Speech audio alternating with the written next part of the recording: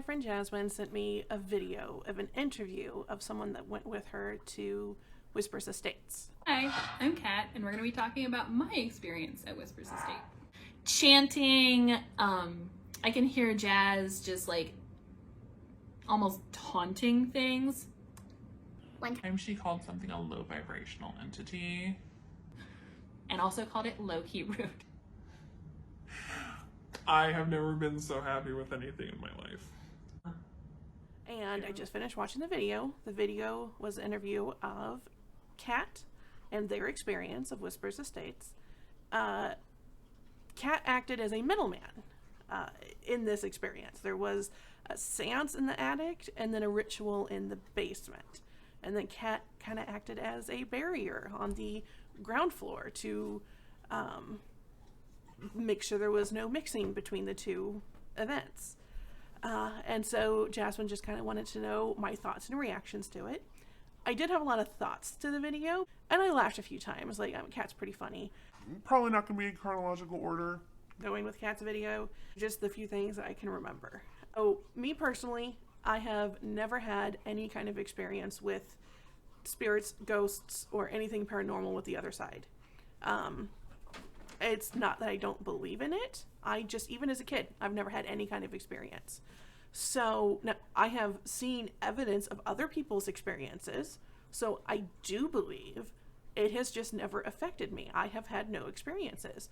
So I kind of seem like, I always joke that I have like ghost BO, that they don't want anything to do with me.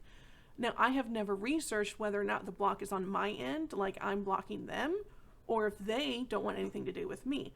I don't know. I've not researched it. That's been on my list of things to do for like 4 years now. I just haven't gotten to it. So, you know, I've wanted to go to a few seances and stuff, but I also don't want to ruin it for other people, because what if that's true and I go and nothing happens because I'm a dud? Like, you know, I don't want that to be the case, because I definitely do believe and want other people to have these experiences. So anyway, so Jasmine was like, that's actually okay because you could be a middleman, and then shared this video with me. I think I would be okay. There are things that I'm okay with and not okay with in the situation. I'm a very logical person. So like to this point, like, I mean, I do believe in ghosts, but I also haven't seen any evidence of them. So it's, I mean, it's a belief, but it's also not like a very strong conviction of a belief, if that makes sense. Like, I believe other people's experiences and beliefs, but I don't have anything personally to believe. If I were on the ground floor and experienced the same things Kat did, the logic side of my brain would be explaining things and The wildest shit. Like, at one point, I took a voice recording and I sent it to someone because I was like, this is what I'm listening to. And, like, for the most part, if ghosts exist, which, I mean, I don't believe they don't. I'm kind of in a gray area with it. But if ghosts exist, up to this point, they haven't done anything to hurt me. They haven't done anything malicious, so I'm not really worried about it. Yes, my adrenaline will be working, being alone in a dark house or a dark room and hearing noises from a seance and a ritual. I heard Jazz chanting, but it didn't sound like her. She has a very distinctive way of speaking. If you've ever heard it, it's got this like really, it's a lot of drawl. It's not a lot of enunciation. It's a deliberate way of speaking that sounds undeliberate, if that makes sense. And what I heard from the basement was highly enunciated, and it was deeper than I've ever heard her speak before. And it was like good, great. I'm really enjoying this. I love what's happening right now. I've never been so happy in my life. When they were doing the evocation, I could hear when they were doing the invocation. I could hear some of it. I couldn't hear like the questions they were asking, but when they were all talking together, I could hear them. Because it was like up through, I think, 1 or 2 closed doors, which makes sense that I wouldn't be able to hear a whole lot. The basement, not closed off at all. Just stairs up, a room, me. So yes, it will be spooky and it will be scary and I will get startled. But the logical side of me will know that I'm not going to get hurt, that everything's going to be okay. That's what thrives in that house. They like to scare you. They like to freak you out. They like to mess with you. You just have to trust that each person is going to do their part and do their best. And we had a middleman was to be the go-between between us and Jasmine, and also to be able to pull Jasmine out of the Three Kings, because, you know, you have to think about it. You're walking down into a dark basement in a very old house with very creaky, like uneven steps, and into a basement that is full of energies and entities that are messing with Jasmine. That's a scary job, and Kat did a really nice job of just being like, okay, I'm cool with it. I will do it.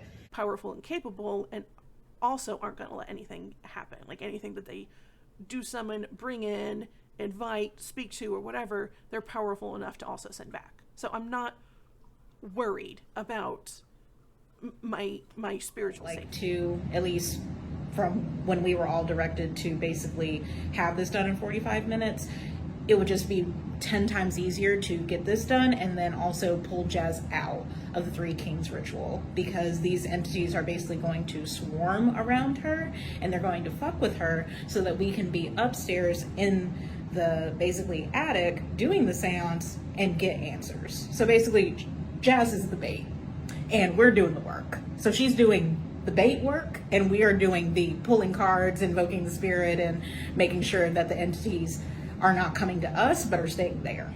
She can handle it. It's fine. She's good at this. Oh hell yeah, we had to get up there really, really quickly. I mean, we had to go up to 2 flights of stairs. So I felt, for one, swept. That was my take on Whispers Estate, and blessed be, and I'll see you in hell.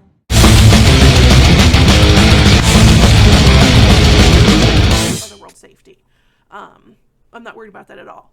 But when your adrenaline is pumping, that logic goes out the window. So I do realize that once you're in the situation, you know, logically I know I'm going to be fine, okay? But adrenaline pumping, I'm going to be freaked the fuck out. And I am a very easily startled person. I mean, when I had long hair, it would be in a ponytail, and it would be, you know, just like hanging right here, and I'd see it out of the corner of my eye, and like jump and be like, oh my god, what's that? And it'd be like, oh, it's my hair. Like, I mean, a split second. It would be like one thought process, but I am that easily startled that my own hair has scared me, okay? Like, I am just so easily startled. So, in Kat's video, they mentioned one time that they heard some splashing and a flop, flop, flop, like maybe somebody was coming upstairs or walking, and then they turned around and the groundskeeper for Whispers... They turned around and the groundskeepers for Whispers Estates was standing in a doorway and said, hey, what's going on? I would have screamed. I would have shrieked, okay? Like, absolutely high-pitched, oh my god, somebody is threatening my life, shriek, okay? 2 seconds later, I would have been fine, because it's just a person standing in a doorway. But that's how I react, okay? Like, if I'm sitting at my desk on my computer and a spider crawls up the wall, I'm going to scream. It's going to startle me. But then I'm like, oh, hey, Spider, what's up? You eating some bugs? So that's so I don't know if I would be good on the ground floor, because my screams are going to interrupt and distract people. That's not good. And Kat also mentioned that when she heard the flop, flop, flop, you know, she thought maybe it was Jasmine coming up the stairs. But Jasmine wasn't Jasmine. Jasmine was channeling some shit. And so, you know, I've got news for Jasmine. If I'm on the ground floor and my job is to keep things from the basement or things from 2 rooms and 2 activities separate, and I see Jasmine, who's supposed to be tied up, coming at me, I'm gonna threaten to hit her with my cane. okay? I'm sorry. Sorry, Jasmine, but you're going down. Or I'm at least going to threaten to whack you with my cane. I don't know if I could bring you down, but... you know, going to use the best defense that I have, and that will be a cane and a flashlight, because that's probably all I'll have. When Kat said that, I immediately said, you know, oh, if I saw Jasmine at the top of those stairs, like, she'd be tumbling right back down them. Like, fuck no. I ain't messing with whoever and whatever that is. Bye. I'm kind of torn about being a middleman. I don't want to interrupt other people's experience with my being startled and screaming. and it's a reaction. It's not something I can stop. You know, I can try my best and curtail it, but that's just a reaction. That's what I do. So I can't. This is actually at the beginning of the video, but during their tour, I guess the guy that owns the house has a bunch of like gadgets and gizmos and stuff. So he has an iPad with some kind of software on it or what have you that detects heat signatures. And so they went to a room that belonged to a young girl named Rachel. And when they put the tablet up to the room, they saw a green squiggly that definitely, you know, it looks more like a constellation, okay, with the lines drawn in. It's like a stick figure, but it's kind of what it looked like on the iPad. And Kat said, well, what would happen if I go in there with her? And the caretaker was like, I don't know. I actually have no idea. So Kat went in there, and immediately the little girl ran away because, yeah, okay, if I'm a little, I think she was supposed to be 9. Rachel was 9. If I'm 9 years old and somebody comes into my bedroom that I don't know, I'm going to fucking run and hide, okay?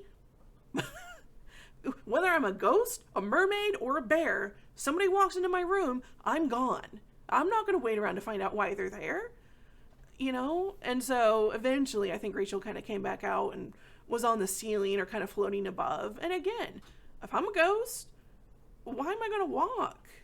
Like, I do that like, I play video games, and all the time I'll be walking, and all of a sudden I'll be like, I have A flying mount.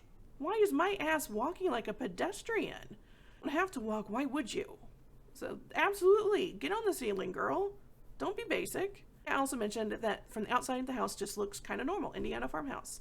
And then from the inside, all the windows were painted black, so it was really closed off. And, I mean, it was a little bit of a weird feeling once you got inside, because it was a little crammed with furniture, a lot of stuff inside because people bring things and leave as offerings, gifts, whatever. And yeah, I could see that. I mean, any house is going to be weird if you paint the windows black or put cardboard up. I understand why they did that. Use the house at all hours rather than just have it be operational during dark hours. But yeah, that kind of makes it feel a little boxed and closed in. I mean, that's natural light is a huge selling point in a house. So I'm looking forward to the next trip that Jasmyne may go on. I'm in. I'm also curious as to whether or not my block that I have will actually affect other people, or if I just won't have an experience. Like, will I keep other people from having an experience? Because what I would like to do is, say we're in a room and nothing's happening, no one's experiencing anything. Okay, I'd like to leave the room and then see if anything happens. Okay, to the other people, not to me, but to the rest of the people. Because then the problem is very clearly me. Okay, I'm some kind of whatever the opposite of a conduit is. Okay, massive hole in the ground of ghost poop. I don't know. Okay, they don't like me, and it's not mutual. I don't have a problem. Not that I know of. Never had a bad experience. Never had any experience. So now I haven't really put a lot of time and effort into visiting, going to, talking to, or anything with the other side, just because there are blocks. So I haven't been banging on that door or that wall. Okay. I've kind of accepted that there's a block, and I'm like, okay, like, I'll get to it when I get to it, because there's so many other things that I'm trying to learn and sort through and deal with and figure out that it's just kind of low on my list of priorities. So I'm not, like, I am curious about it. It's just not something that has been number one. I mean, it's not even number 5. It will never be a medium, and I'm perfectly fine with that. There are mediums out there, and I believe that mediumship is real. That will never be something that I can offer or something that I can do. Period. And that's, there are other things I'm good at, so that's fine with me. I'm also, I mean, part of the reason why spirits and ghosts may not be attracted to me is, I know that there's, like, people throw the word empath around a lot, but I'm not an empathic. I have no empathic. I've experienced human emotions. If I'm talking to someone and they say, I feel this, I'm like, I understand that. I felt that way too. And I can sympathize. I don't I cannot pick up feelings and emotions. I just don't absorb that. That's just who I am and how I always have been. So spirits usually, based on folklore and every scary movie ever and anything that I've ever seen or read, have something to say. Okay? There's a reason that they're here and not somewhere else. So if I can't tap into that and hear them, they wouldn't want anything to do with me. That makes perfect sense. Okay? Like, they don't want to sit and play video games with me. Someone that's calm and collected has probably moved on. But yeah, I really want to jump in on the next adventure. I have no idea what role I will take on the next adventure. I just really sincerely hope that I don't ruin it for other people. That is what I'm worried about the most. And that I might pee my pants just a little, just because I get startled so easily, and my adrenaline can go up and down and up and down and up and down. Like, I'm the perfect person to go out to a haunted house with. I'm terrible. I hate them. Like, I like them, but I will scream every single turn, and I'm so easy to scare, but it's so entertaining for everyone else. Interested in it, into it, definitely want to do it, but don't want to ruin the experience for other people. That's basically my thoughts on Middleman and Kat's interview. Jasmine, have fun editing this. Thank you all so much for the love and support, and until next time, blessed be.